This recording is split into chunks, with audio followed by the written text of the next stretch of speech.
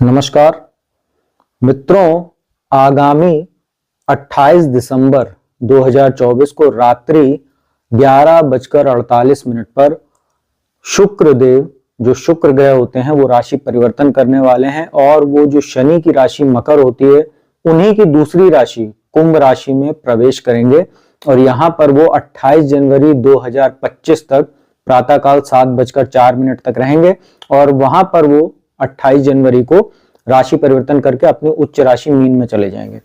मित्रों, आज इस वीडियो में मैं ये पहला पार्ट है इस वीडियो का और इसमें मैं शुरुआत की जो 6 राशियां हैं मेष, वृषभ, मिथुन, कर्क, सिंह एवं कन्या राशि पर शुक्र के इस राशि परिवर्तन का क्या प्रभाव पड़ने वाला है उसकी संपूर्ण जानकारी दूंगा। तो वीडियो को अंत तक देखिएगा, स्किप मत कीजिएगा क्योंकि बहुत ही महत्वपूर्ण जानकारी ये रहने वाली है। उसका सबसे बड़ा कारण मित्रों महत्वपूर्ण होने का यह है कि जब शुक्र का प्रवेश होगा कुंभ राशि में तो वहां पर शनिदेव पहले से विराजमान है, आपको पता ही होगा, और अभी 29 मार्च 2025 तक शनि कुंभ राशि में ही रहने वाले हैं। मित्रों, शुक्र और शनि की जो युति होती है बहुत ही महत्वपूर्ण होती है ज्योतिष में। उसका कारण है कि शुक्र जो होते हैं वो दैत्यों के गुरु होते हैं, वहीं जो शनिदेव होते हैं उनको न्यायाधीश की संज्ञा प्राप्त है, उपाधि प्राप्त है। वहीं शुक्र और शनि आपस में मित्र भी होते हैं। मित्रों, शनिदेव की बात करें तो शनिदेव एक नपुंसक ग्रह की श्रेणी में आते हैं और जो शुक्र होते हैं, शुक्र वैभव, विलासता, जो हमारा वैवाहिक सुख होता है, हमारी रोमांटिक लाइफ होती है, रोमांस होता है, जो जीवन में प्यार, मोहब्बत, इन सब चीजों को इससे विचार करते हैं शुक्र से। अब शनि चूंकि एक नेगेटिव प्लैनेट की श्रेणी में आते हैं, उनका जो स्वरूप है वो काला है, अंधकारमय है। ऐसे में शुक्र जैसे शुभ ग्रह का शनि के साथ बैठना, मित्र जरूर हैं लेकिन शनि के साथ बैठना ये कुछ मायने में अच्छा नहीं होता।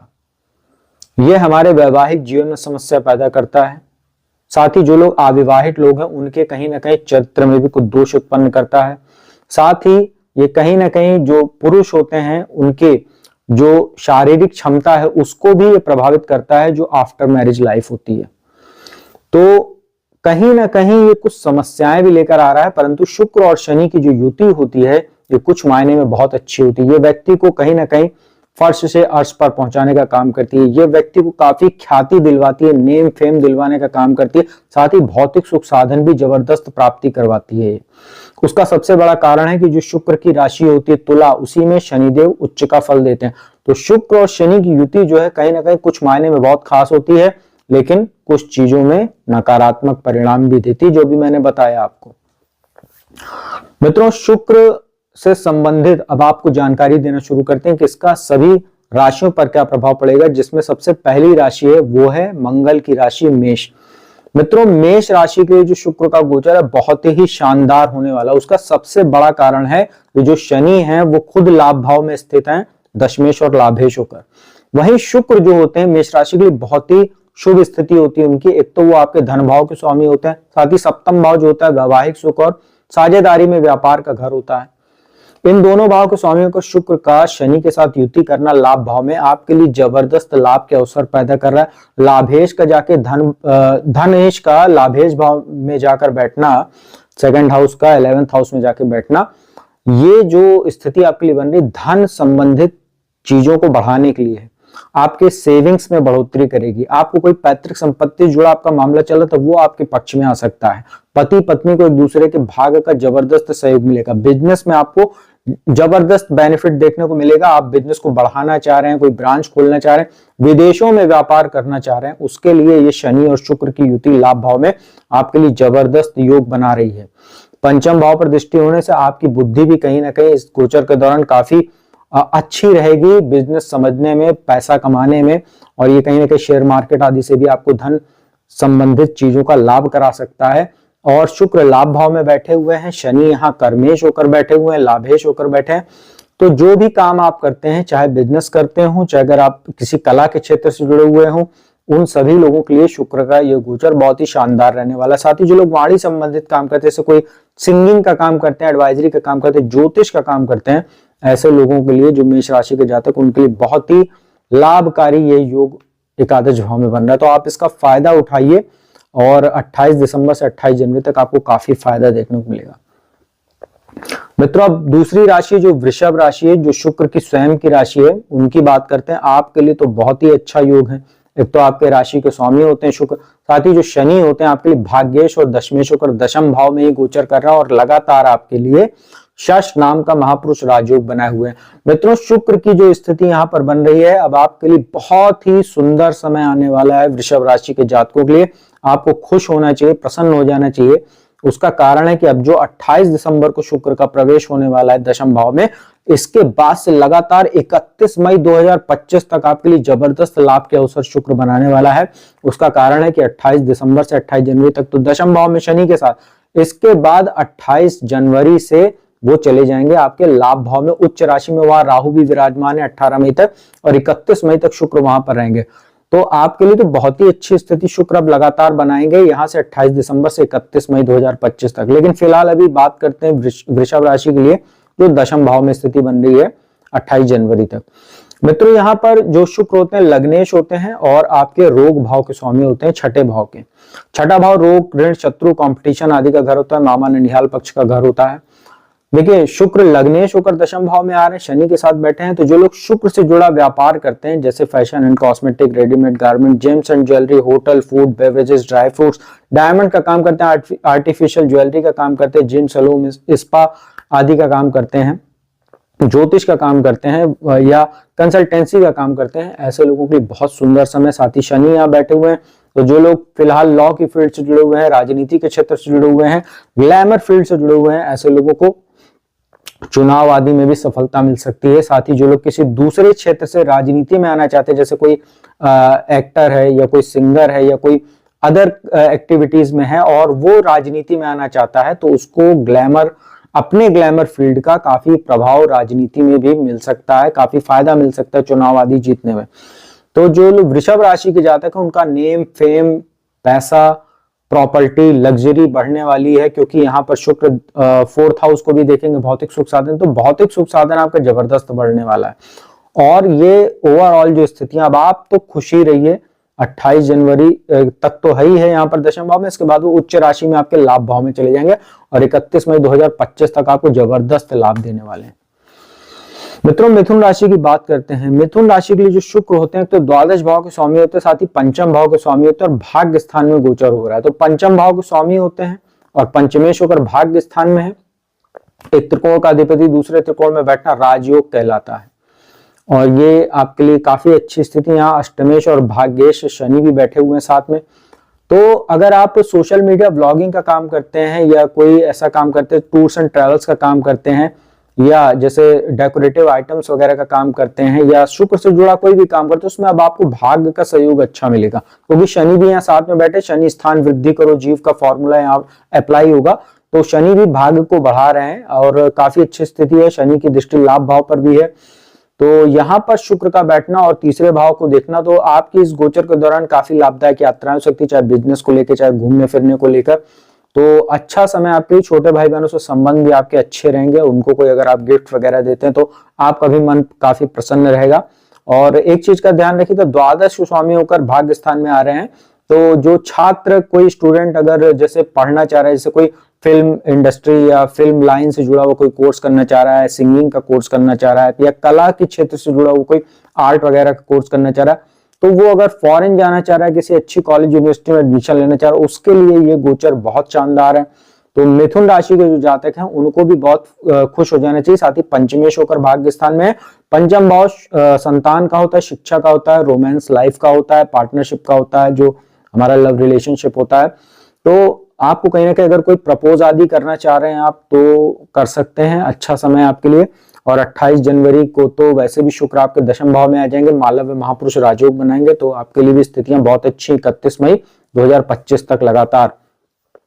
और संतान के कैरियर में भी तरक्की होगी, संतान की ओर से भी आपको कोई गुड न्यूज मिल सकती है, चाहे वो उसके कैरियर को लेकर या कोई अगर अदर एक्टिविटीज में है तो उसमें वो कोई पुरस्कार वगैरह जीत सकता है। तो आपका नेम फेम बढ़ेगा और उसके भाग्य से आपको भी कहीं ना कहीं कुछ फायदा देखने को मिलेगा। तो मिथुन राशि के जातकों के लिए भी अच्छा। कर्क राशि की बात करते हैं। मित्रों, कर्क राशि वालों के लिए ये जो गोचर है ये मिक्स है, कुछ मामलों में अच्छा है, कुछ मामलों में समस्या लेकर आ रहा है। कर्क राशि वालों की सबसे बड़ी समस्या तो आपको पता ही होगी, जो कर्क राशि के जातक, आपको शनि की ढैया चल रही है। शनि सप्तमेश और अष्टमेश होकर अष्टम भाव में गोचर कर रहे हैं। 29 मार्च तक अभी वो यहीं रहने वाले हैं, तो आपको लगातार शनि की ढैया का प्रभाव मिल रहा है।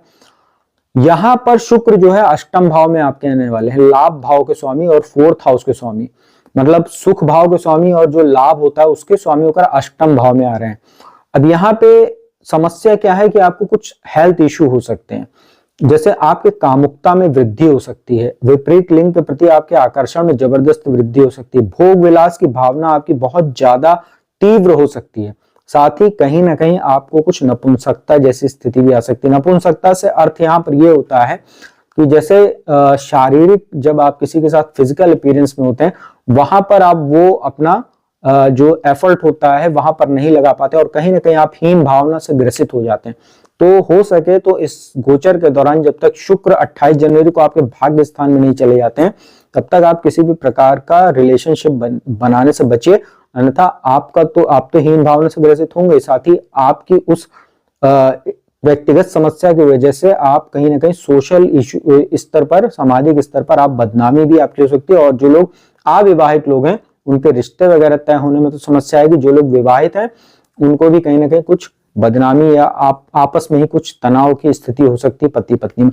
तो इन सब चीजों से आप बचिए अभी 28 जनवरी तक, तो अच्छा रहे। अच्छी बात क्या है, यहाँ पर आपको अचानक धन लाभ हो सकता है, कोई प्रॉपर्टी आदि से रिलेटेड आपको फायदा हो सकता है, इनहेरिटेंस वगैरह का फायदा आपको हो सकता है, वाणी संबंधित काम करते हैं तो फायदा आपको हो सकता है।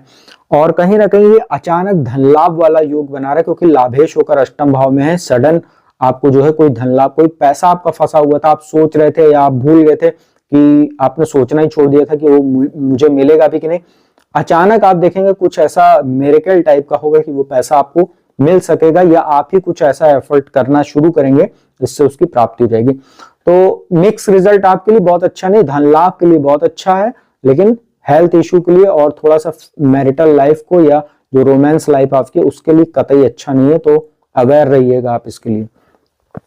मित्रों, सिंह राशि की बात करते हैं। सिंह राशि वालों के लिए दशम भाव और तीसरे भाव के स्वामियों को सप्तम भाव में, यहाँ शनि बैठे हुए, षष्ठ महापुरुष राजयोग बना हुआ है।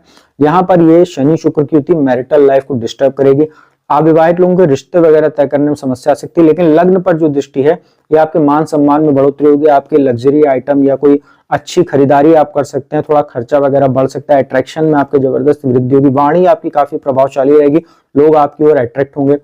साथ ही छोटे भाई बहनों से संबंध आप ठीक रखेंगे तो आपके लिए भी बेहतर रहेगा। साथ ही दशमेश होकर यहाँ पे तो कोई बिजनेस पार्टनरशिप में करते हैं तो ये शनि शुक्र की युति आपको उसमें बहुत जबरदस्त बेनिफिट देने वाली है। तो आपके लिए देखा जाए सिंह राशि वाले जातक के लिए एक तो षष्ठ महापुरुष राजयोग, ऐसे में शुक्र का यहाँ पर आना शनि शुक्र की युति बिजनेस के लिए बहुत लाभकारी, लेकिन मैरिटल लाइफ के लिए कतई अच्छी नहीं है, बहुत सतर्क रहिए। कोई एक्स्ट्रा मैरिटल अफेयर वगैरह पहले से था वो उजागर हो सकता है।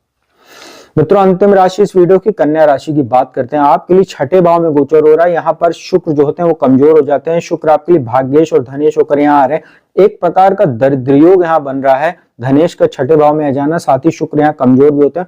इस समय आपको भाग्य का कम से कम लाभ मिलेगा, धन संबंधी चिंता हो सकती है, परिवार में किसी का स्वास्थ्य प्रभावित हो सकता है, साथ ही आपका भी स्वास्थ्य प्रभावित हो सकता है, आपको गुप्तांगों में समस्या हो सकती है, कमर से लेकर पैर तक के हिस्से में समस्या, साथ ही चोट चपेट की संभावना बन सकती है, क्योंकि शनि भी यहाँ साथ में बैठे, तो गाड़ी वगैरह चलाते समय सावधानी बरतिएगा। कोई लीगल मामला आपका चल रहा है उसमें भी कुछ दिक्कत आ सकती है, साथ ही बुरे व्यसनों से आप खुद को दूर रखिएगा, साथ ही किसी विपरीत के प्रति, या जैसे पुरुष है तो महिला है तो पुरुष किसी ब्लैकमेलिंग के शिकार हो सकते हैं। किसी भी अननोन आदमी से सोशल मीडिया आदि प्लेटफॉर्म पर फोटो या वीडियो शेयर करते समय बहुत सतर्क रहिएगा, चैटिंग करते समय सतर्क रहिएगा, बहुत ज्यादा आप उसके साथ क्लोज मत हो जाएगा, अन्यथा वो भी आपको ब्लैकमेलिंग आदि का कारण बन सकता है आपको, और दिक्कत हो सकती है, मान हानि भी आपकी हो सकती है। और मामा ननिहाल पक्ष से भी कुछ संबंध आपके गोचर के दौरान अच्छे नहीं रहेंगे। शिक्षा से आपका मन भटक सकता है, क्योंकि शनि शुक्र की यहाँ युति है, द्वादश पे दृष्टि है, खर्चों में बेवजह के खर्चे करेंगे, बेवजह के टूर्स एंड ट्रेवल्स पर आप खर्चा करेंगे, स्थितियां आपके लिए बहुत अच्छी नहीं है, सतर्क रहिएगा।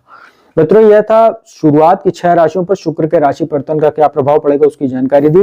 प्रतिदिन आप लोग जो है शुक्र का मंत्र ओम शुं शुक्राय नमः का जाप कीजिए, साथ ही स्वच्छ वस्त्र धारण कीजिए और हल्के कलर का रंग धारण कीजिए, क्योंकि शनि यहाँ बैठे हुए, नीला और काले रंग से दूर रहिए, और कहीं ना कहीं इत्र का इस्तेमाल कीजिए, परफ्यूम का नहाने के उपरांत, तो अच्छा रहेगा।